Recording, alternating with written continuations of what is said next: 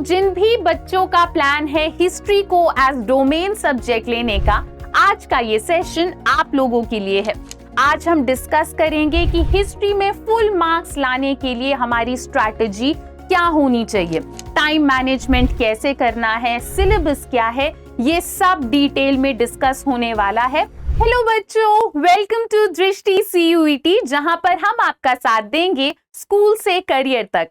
मैं हूं आपकी अनुष्या दीदी एंड कैसे हैं मेरे सारे स्टूडेंट्स? आई होप आप सब ठीक हो एंड आई ऑल्सो होप कि आप लोग सुपर रेडी हो आज के इस सेशन के लिए। तो जिन भी बच्चों का प्लान है हिस्ट्री को एज डोमेन सब्जेक्ट लेने का, आज का ये सेशन आप लोगों के लिए है। आज हम डिस्कस करेंगे कि हिस्ट्री में फुल मार्क्स लाने के लिए हमारी स्ट्रैटेजी क्या होनी चाहिए, टाइम मैनेजमेंट कैसे करना है, सिलेबस क्या है, ये सब डिटेल में डिस्कस होने वाला है। आगे बढ़ने से पहले जो भी बच्चे न्यू है इस चैनल पर, चैनल को सब्सक्राइब कर लो, क्योंकि अभी ऐसी और भी वीडियोस आने वाली हैं, बहुत सारे अपडेट्स आने वाले हैं, कुछ भी मिस मत करना। डन? चलो तो अब हम स्टार्ट करते हैं अपना आज का ये सेशन।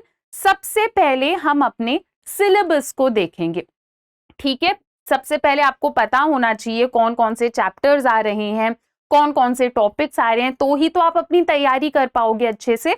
इसीलिए सबसे पहले हम अपने सिलेबस को डिटेल्ड मैनर में देखेंगे, ठीक है। तो फर्स्ट बुक की अगर हम बात करें, हिस्ट्री में जो फर्स्ट बुक है, पहले चैप्टर में आपको हड़प्पन सिविलाइजेशन के बारे में पढ़ा दिया जाता है। तो पहला चैप्टर आपकी सिलेबस का पार्ट है।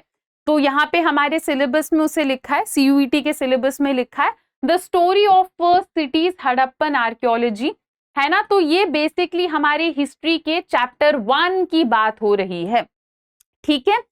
नेक्स्ट क्या है? Theme 2, political and economic history, how inscriptions tell a story, ठीक है। नेक्स्ट और क्या क्या आ रहा है सिलेबस में? Social histories using the Mahabharata, ठीक है। महाभारत के बारे में भी आप लोगों ने पढ़ा अपने चैप्टर्स में, तो वो भी आपके सिलेबस का पार्ट है।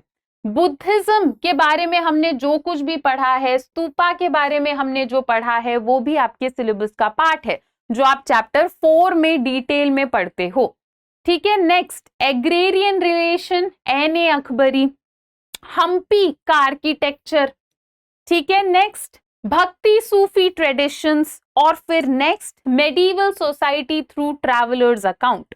तो बेसिकली ये आपका पूरा बुक 1 है और ये जो सिलेबस है ये आपका पूरा बुक 2 है। Next, book 3। बुक 3 में क्या क्या आ रहा है? Colonialism and rural society, revolt of 1857, Mahatma Gandhi and national movement, making of the constitution.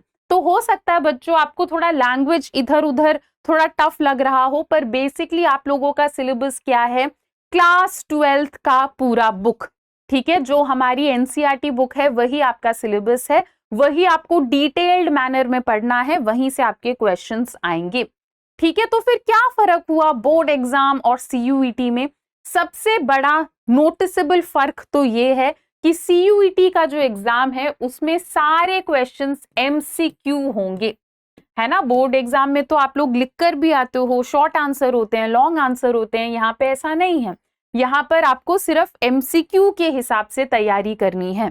कहाँ से पढ़ेंगे हम? मैंने आपको बताया सोर्स हमारा NCERT है, ठीक है। इन्हीं बुक्स की जरूरत है, उसके अलावा आपको कहीं और से कुछ एक्स्ट्रा पढ़ने की जरूरत नहीं है। 2026 के अगर हम पैटर्न की बात करें तो हिस्ट्री में भी क्या होगा? 250 मार्क्स पर सब्जेक्ट। तो आपको तैयारी क्या करनी है कि हर सब्जेक्ट में हम 250 आउट ऑफ 250 लाएं।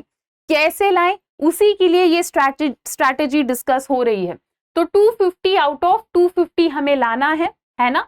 तो पर सब्जेक्ट 250 मार्क्स का पेपर आएगा और मार्किंग स्कीम क्या रहेगी? अगर आप राइट आंसर दोगे तो आपको 5 मार्क्स मिल जाएंगे, पर अगर आप गलत आंसर करते हो बच्चों तो -1 हो जाएगा। तो मतलब हमें बिना सोचे समझे तुक्के नहीं मारने हैं। अगर आप रैंडमली गेस करोगे तो नंबर आपके कटेंगे, है ना। सोच समझ के आंसर करना है, ठीक है। तो 2026 में हमारा पैटर्न क्या है कि 50 क्वेश्चंस होंगे। ठीक है, तो जब आपको टेस्ट पेपर मिलेगा हिस्ट्री का 50 क्वेश्चंस होंगे और आपको 50 अटेम्प्ट भी करने होंगे।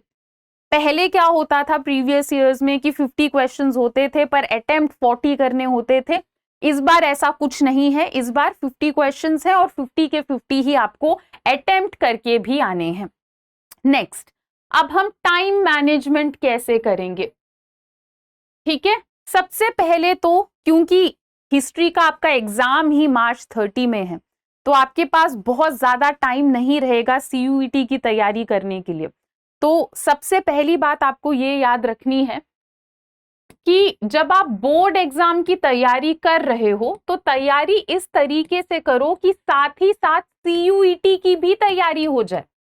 कैसे? बोर्ड एग्जाम में भी MCQ तो आते ही हैं, CUET में भी MCQ आते हैं। तो जब आप बोर्ड एग्जाम की तैयारी के लिए MCQ को कवर करो तो अच्छे से कवर करो। ऐसा सोचो कि मैं उन क्वेश्चंस को भी कर लेती हूं या कर लेता हूं जो CUET में आ सकते हैं। ठीक है, इसके अलावा आपको 60 मिनट के अंदर इन 50 क्वेश्चंस को आंसर करना है। कैसे करोगे आप?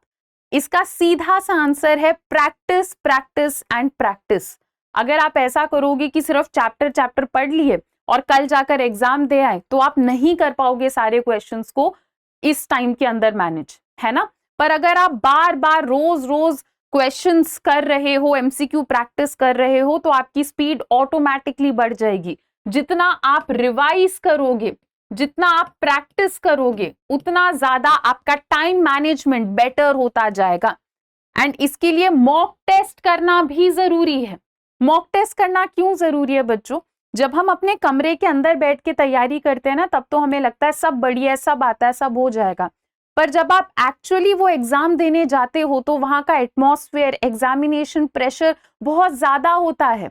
इसीलिए बहुत जरूरी है कि पहले आप अपने घर के अंदर ही बैठकर एक मॉक टेस्ट दे के देखो कि क्या मैं सही में 1 घंटे के अंदर ये क्वेश्चंस कर पा रहा हूं या कर पा रही हूं। तो कम से कम मैं कह रही हूं कि हफ्ते में आपको 2 या 3 मॉक टेस्ट तो करने ही चाहिए, कम से कम। ज्यादा से ज्यादा तुम जितने करो उसका तो कोई एंड नहीं है, कम से कम ये तो करना ही चाहिए हर बच्चे को। और कहां से तैयारी करें?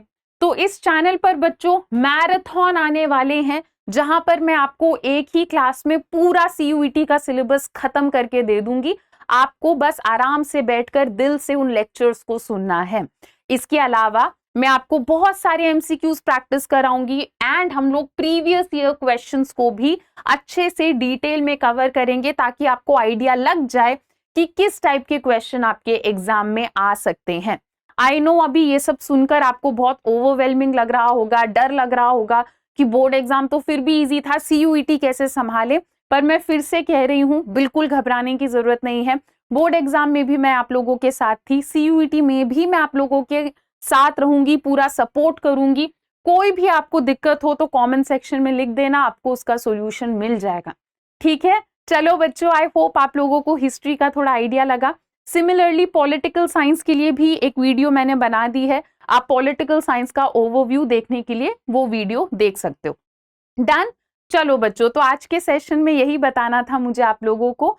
आज के लिए इतना ही, मिलते हैं हम लोग अपने नेक्स्ट लेक्चर में। Till then, bye bye, take care and thank you.